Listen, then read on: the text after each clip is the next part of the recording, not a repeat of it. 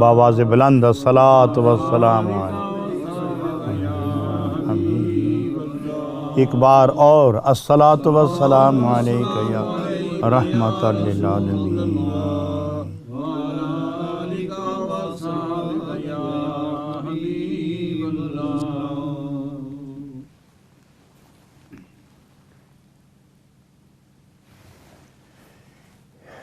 قابل احترام محبت و صداقت کی نورانی کیفیات سے اپنا باطن منور رکھنے والے خوش نصیب ساتھیوں،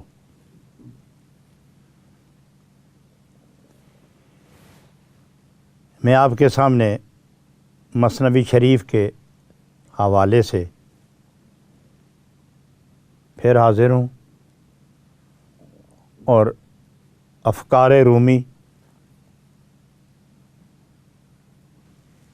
آپ کے سامنے پیش کرنے کی سعادت حاصل کر رہا ہوں۔ یہ افکار کیا ہیں؟ یہ محبت انوار ہیں، یہ وہ پاکیزہ کردار ہیں جن پر رحمتیں نچھاور ہو رہی ہیں، جو مغفرتوں کی دستاویز ہے، انسانیت کی معراج ہے، روحانیت کا عروج ہے، نفس کی ہلاکت ہے، دل کی زندگی ہے، روح کی تابانی ہے، محبوب کے وصل کی ارزانی ہے، نہ ختم ہونے والی شادمانی ہے، انسانی زندگی میں خوبصورت کامرانی ہے، حضرات گرامی روحانیت کی تابانی ہے، اور میرے اور آپ کے مستقبل کی درخشانی ہے۔ میں پھر جناب رومی کے حوالے سے اپنے اور آپ کے درمیان مجلس حسن گفتگو قائم کر رہا ہوں۔ توجہ فرمائیں کہ جناب رومی ساری کیفیت کو بیان کرنے کے بعد آپ نے جن نعمتوں کو شمار کر کے سامنے رکھا ہے ان کے زوال کے اسباب بتا رہے ہیں۔ مکان تو تعمیر ہوا، اس کو گرنے، اس کے تباہ ہونے، اندر رکھے سجے سجائے مال کو چوروں سے بچانے،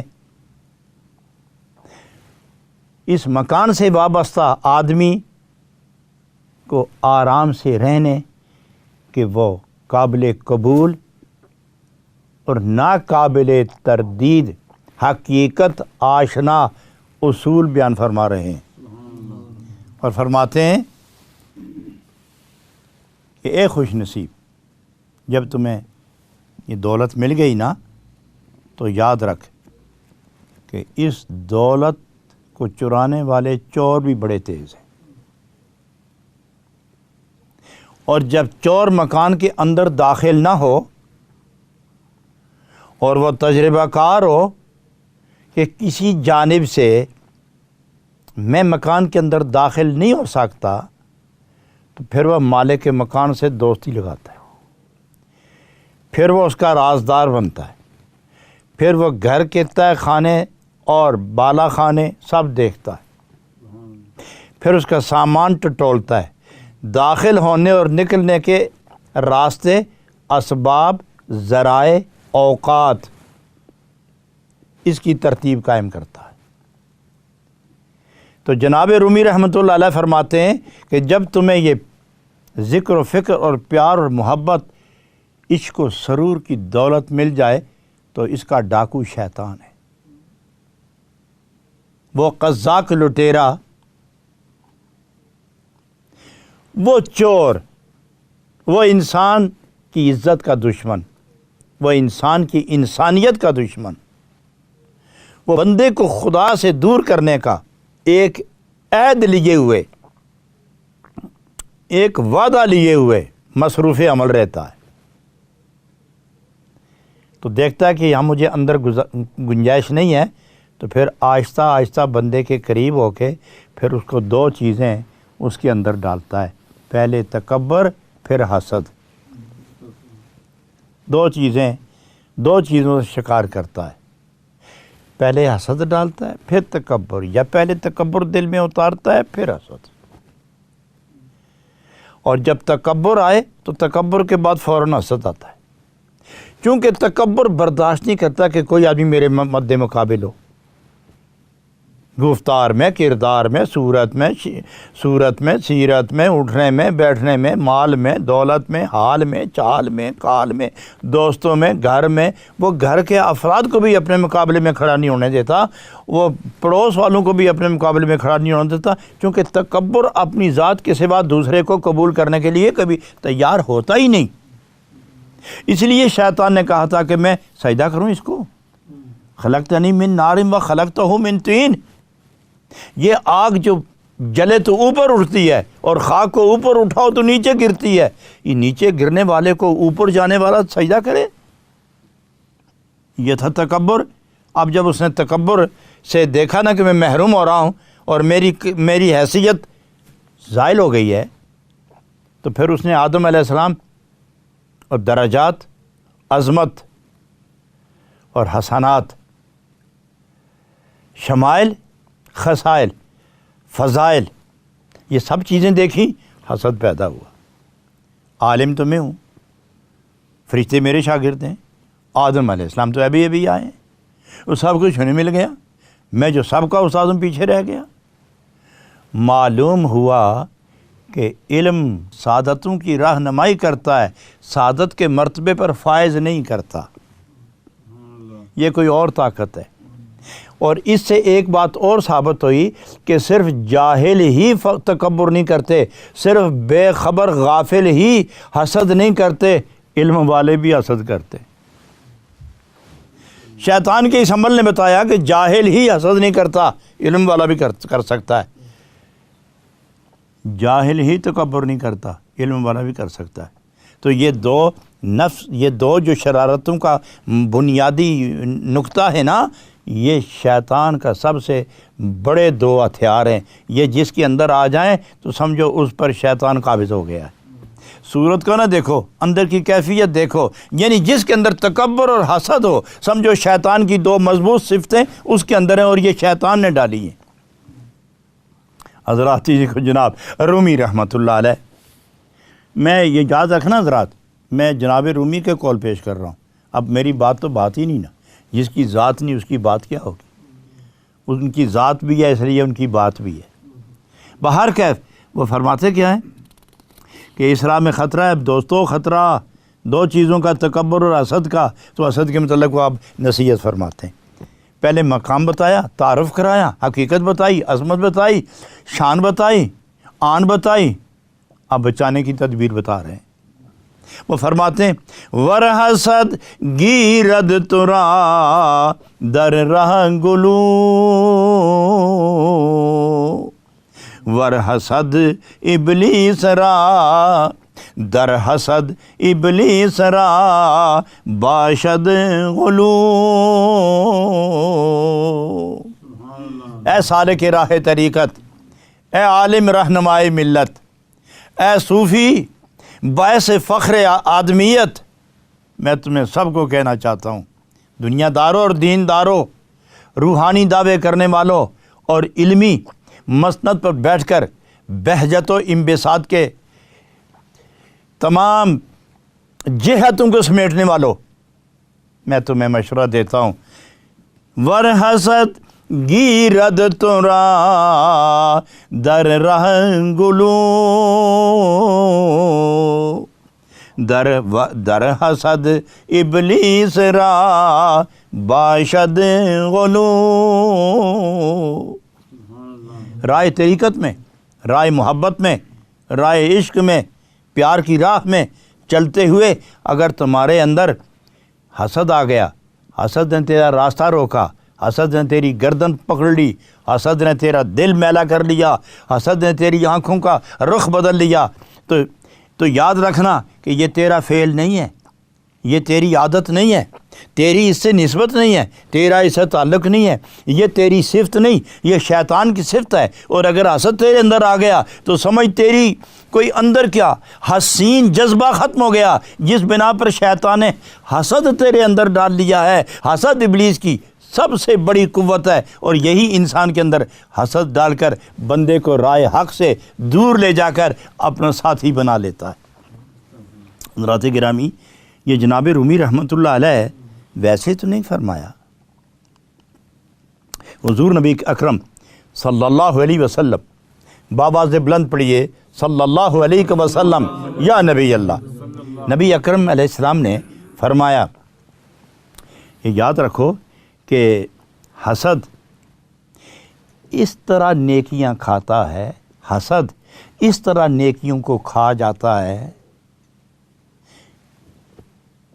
الحسد یاکل الحسنات کما تاکل النار الحطب، جس طرح آگ لکڑی کو کھا کے بھسم کر دیتی ہے، اس طرح حسد نیکیوں کو جلا کے ختم کر دیتا ہے۔ تم نیکیاں کرتے رہو، حسد نہ چھوڑو، تم نیکیاں کرتے رہو، حسد نہ چھوڑو، نمازیں پڑھو، طواف کرو، رکوع کرو، سجود کرو، تلاوت کرو، تہجد پڑھو، مگر حسد نہیں چھوڑتے تم، تو گویا یہ نیکی اندر آتی جاتی ہے، حسد کی آگ اس کو کھاتی جاتی ہے۔ تو کیا تیری نیکی اور کیا تیری بندگی اور کیا تیری زندگی؟ اس لیے بہتر ہے کہ استغفار کی کثرت کرو، لا حول کی کثرت کرو۔ جب حسد آئے دوسرے کے متعلق تو توبہ کرو۔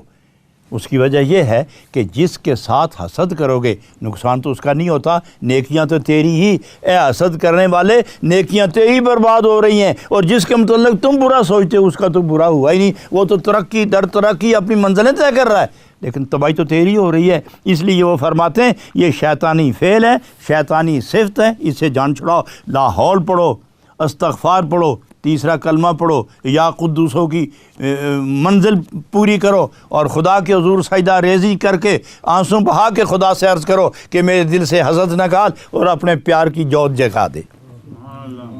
آگے جا کے ارشاد فرماتے ہیں، عقبۂ زی صحب تر در راہ نیز، اے خنک آنکش حسد ہمراہ نیز،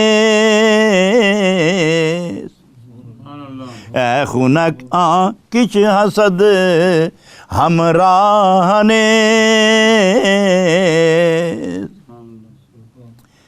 عقبہ کہتے ہیں گھاٹی کو، اور صوب کہتے ہیں مشکل کو۔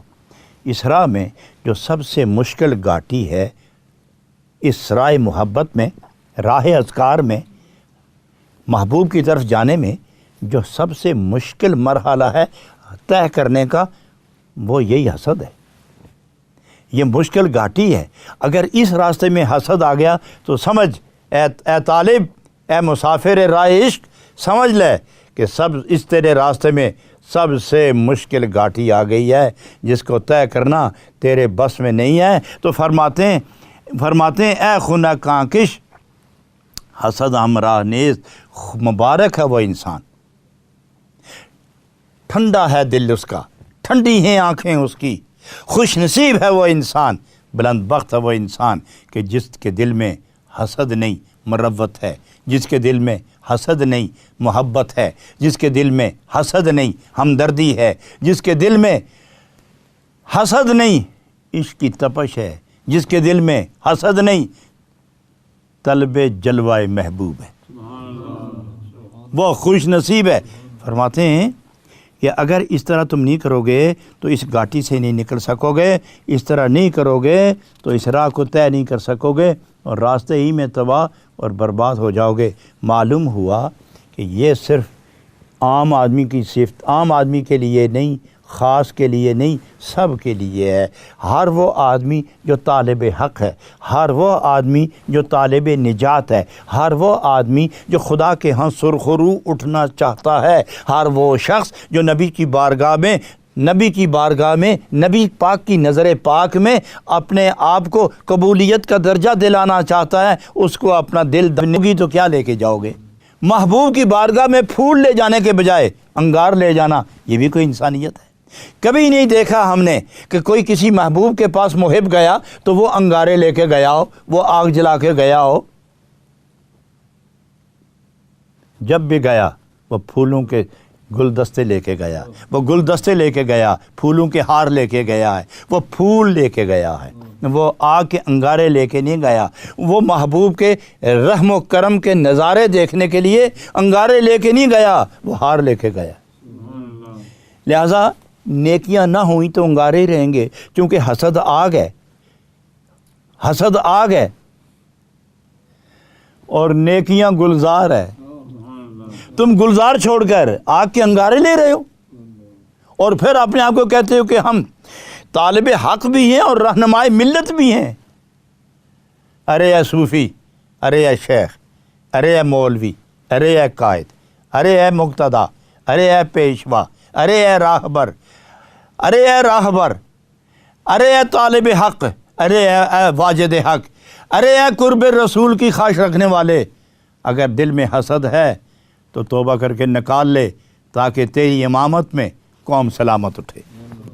حضرات گرامی، یہاں ایک خوبصورت بات حضرت جناب رومی رحمۃ اللہ علیہ فرماتے ہیں کہ حسد دلی کو جلاتا ہے؟ نہیں، ایسا نہیں ہے۔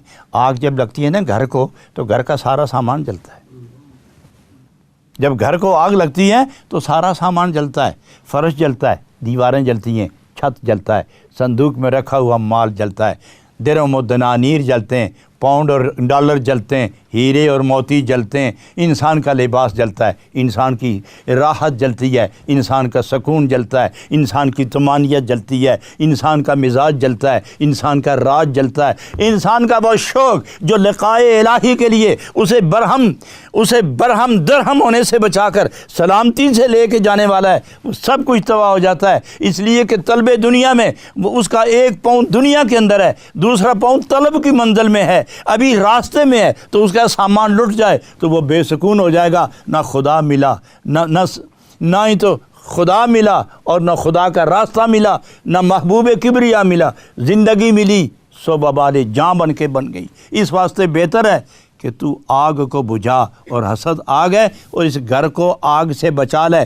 اور بڑی خوبصورت بات فرماتے ہیں، خانماہا از حسد گردد خراب، بادشاہی از حسد گردد غراب، بادشاہی از حسد گردد غراب۔ جب آگ لگتی ہے نا تو گھر سارا جلتا ہے۔ جب حسد دل کے اندر آتا ہے تو یہ مت سوچ کہ صرف دل کو تکلیف ہو رہی ہے، نہیں، تیری آنکھ گئی، تیرا دماغ گیا، تیری روح گئی، تیرا دل گیا، تیرے احساس گئے، تیرا وجدان گیا، تیرا ذوق گیا، تیری محبت گئی، تیری صداقت گئی، تیری دیانت گئی، تیری متانت گئی، تو کچھ بھی نہ رہا۔ تیرا خاندان ہی جل گیا، سارا تیرا خاندان ہی جل گیا۔ ایک خاندان، باپ، بیٹے، بھائی، بیوی، بچے، اولاد، خالہ کی بیٹی، اس کو تم خاندان سمجھتے ہو۔ صوفیہ فرماتے ہیں دل، دماغ، روح، تن، من، یہ ایک خاندان ہے، یہ ایک خاندان ہے۔ اس خاندان کا جو بڑا ہیڈ ہے، ہیڈ آف دی ڈپارٹمنٹ خاندان کا بڑا دل ہے۔ جب دل ہی جل گیا تو خاندان بھی تباہ ہو گیا، تو سب کچھ گیا۔ تو اس لیے وہ فرماتے ہیں، جانتے نہیں ہو کہ شاہی باز ہو، حسد کی وجہ سے وہ بھی کبائی بن جاتا ہے۔ بادشاہ پال کے رکھتا ہے، اس اپنے باز کو پالتا ہے، کیا کیا غذائیں کھلاتا ہے، لیکن جب اس کے اندر حسد آئے، اس کے اندر یہ بیماری آ جائے تو وہ کبے کی طرح ہو جاتا ہے۔ اسے اڑنا نہیں آتا، پھر وہ بلندی نہیں دیکھتا، وہ پستی دیکھتا ہے، چونکہ حسد اوپر نہیں جانے دیتا۔ وہ یہ دیکھتا ہے کہ جو عزت میری ہے یہ دوسرا اس پہ نہ آ جائے۔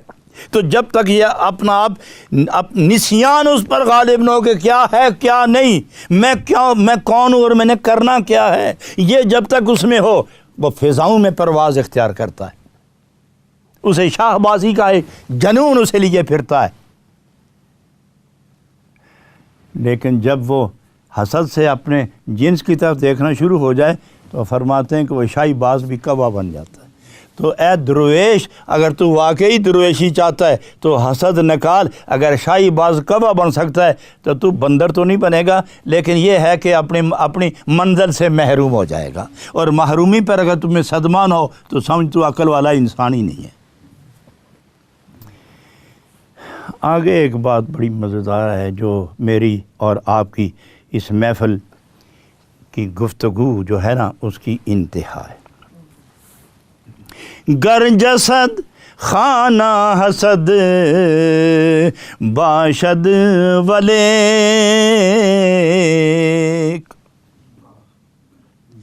گر جسد خانہ حسد باشد ولیک، آن جسد را پاک کرد اللہ نے، آن جسد را پاک کرد اللہ نے. اگر یہ تیرا جسم حسد کا گھر ہی بن گیا، اگر یہ تیرا جسم حسد کا گھر ہی بن گیا اور تیرا خاندان اسی مصیبت میں گرفتار ہو کے مریض ہو گیا، عقل مریض ہو گئی، زبان مریض ہو گئی، آنکھیں مریض ہو گئیں، دل مریض ہو گیا، روح بیمار ہو گئی، نفس بیمار، نفس تو پہلے باغی تھا تو اس کو اور قوت مل گئی، بے چینی آ گئی، اضطراب آ گیا، ملال آ گیا، دکھ آ گیا، الم آ گیا، غم آ گیا، ہم آ گیا، رنج آ گیا. کیا رہ گیا تیرے پاس؟ اگر واقعی تیرا یہ سارا جسم یہ حسد کا گھر بن گیا، آن جسد را پاک کرد اللہ نیک، تو خدا کے مقبول بندوں کے پاس جا، ان سے پوچھ کہ تم کس طرح اس مکان پہ اس مرتبے پر فائز ہوئے ہو، میں کس طرح قید ہو گیا ہوں، مجھے بھی چھڑاؤ اس مصیبت سے. تو وہ نگاہ عشق سے اندر نگاہ عشق سے جھانکتے ہیں، شیطان نکلتا ہے، حسد ختم ہوتا ہے، حسد کی جگہ محبت و مربت آ جاتی ہے. تو اس لیے وہ فرماتے ہیں کہ مرشد کا دامن پکڑو، پیر کا دامن پکڑو، اور جو پیر پہلے ہی حسد کا مارا ہوا ہو اس کے پاس جاؤ گے تو جو کچھ رہتا ہے وہ بھی جل جائے گا. جس کے پاس جاؤ تو خالی اللہ اللہ کی باتیں ہی نہ ہوں بلکہ اس کی راتیں بھی پاک باز ہوں. جو باتیں ہی نہ جانتا ہو، اللہ کے پیار میں راتیں بھی گزارنا جانتا ہو، جس کی تنہائی پاک ہو محفل کی طرح، جس کی محفل منور ہو تنہائی کی طرح،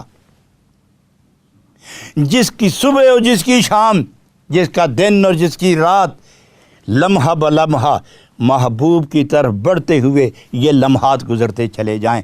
یہ ہے وہ کامل پیر، یہ ہے وہ مرشد. عالم بھی ہو، عاشق بھی ہو، زاہد بھی ہو، متوکل بھی ہو، متورع بھی ہو، صوفی بھی ہو، صافی بھی ہو، اندر سے بھی باہر سے بھی. جب اس کے پاس جاؤ تو نشہ عشق رسول چڑھا دے.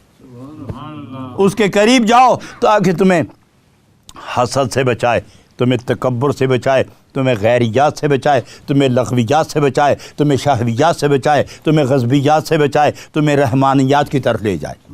یہ ہے کامل پیر، یہ ہے کامل مرشد. اور آگے جا کے اس گفتگو میں جو آخری شعر ہے میں اس پر عرض کر کے ختم کرتا ہوں. آپ فرماتے ہیں یافت پاکی از جناب کبریا،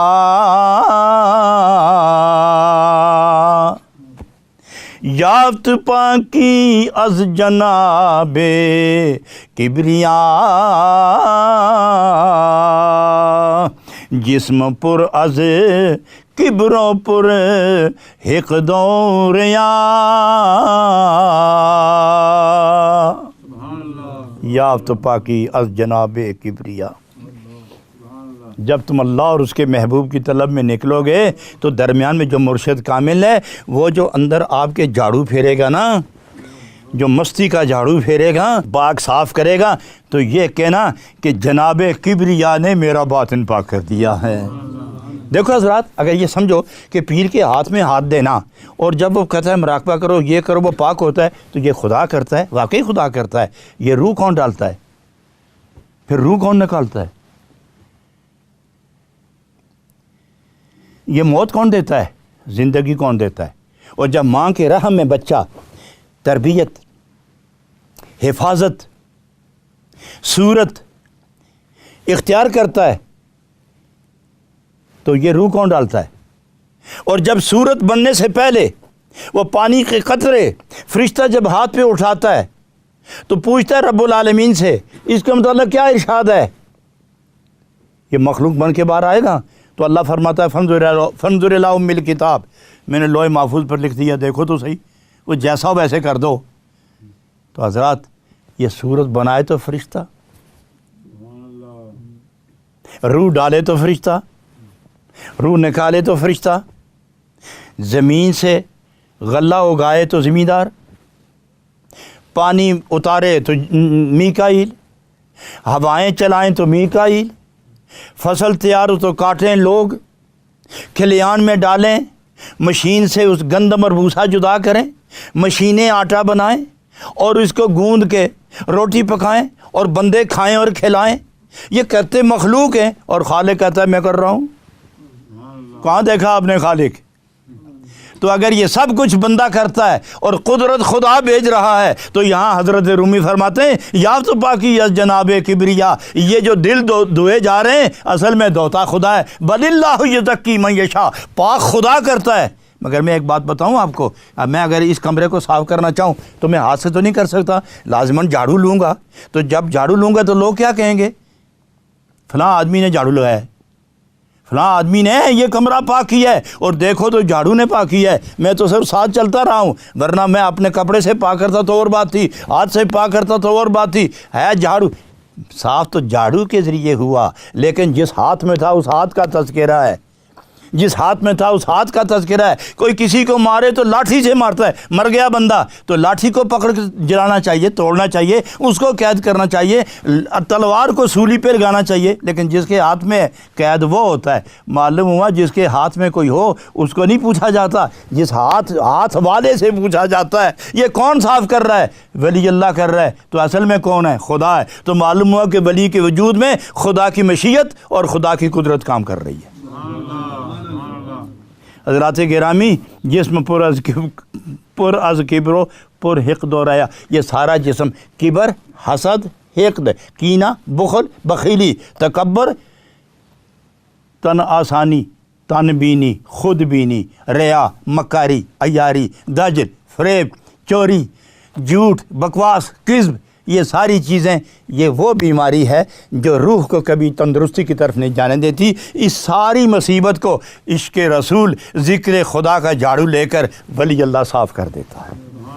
اس لیے کہتے ہیں کہ ولی اللہ کے ہاتھ میں ہاتھ دو تاکہ تمہیں اس مصیبت سے چھڑائے اور تمہیں خدا سے ملائے اور تمہیں انسانیت کا نشہ چکھائے، تمہیں عشق رسول کے نشے میں وہ غوطہ دے کہ دو عالم کی پرواہ نہ کرو، بس خود رہو اور خود خدا کے جلوے ہوں اور تمہاری ذات ہو۔ خداوند تعالیٰ آج کی یہ محفل اپنی بارگاہ میں قبول منظور فرمائے، اور میرے اور آپ کے اور ٹی وی کی وساطت سے جہاں تک یہ لوگ دیکھنے والے سب کے گناہ خدا معاف فرمائے۔ دعا کیجئے اللہ رب العالمین اس نور ٹی وی کو صبح قیامت تک نبی پاک کی عظمت کا گیت گانے کی سعادت عطا فرمائے، اور اس کے متوسلین، اسے دیکھنے والے، اس سے پیار کرنے والے، اس کو چلانے والے، اس کو بسانے والے، اس کے اخراجات پورے کرنے والے سب کو خدا دو جہان کی عزت، آبرو، دولت میں اضافہ، محبت میں اضافہ اور نیکیوں میں اضافہ، حسنات میں اضافہ، برکات میں اضافہ، پچھلے گناہوں کی معافی، آئندہ آنے والی زندگی میں قبولیت و بلند درجات خدا نصیب فرمائے۔ ربنا تقبل منا انک انت السمیع العلیم وتب علینا انک انت التواب الرحیم وفوض امری الی اللہ ان اللہ بصیر بالعباد برحمتک یا ارحم الراحمین۔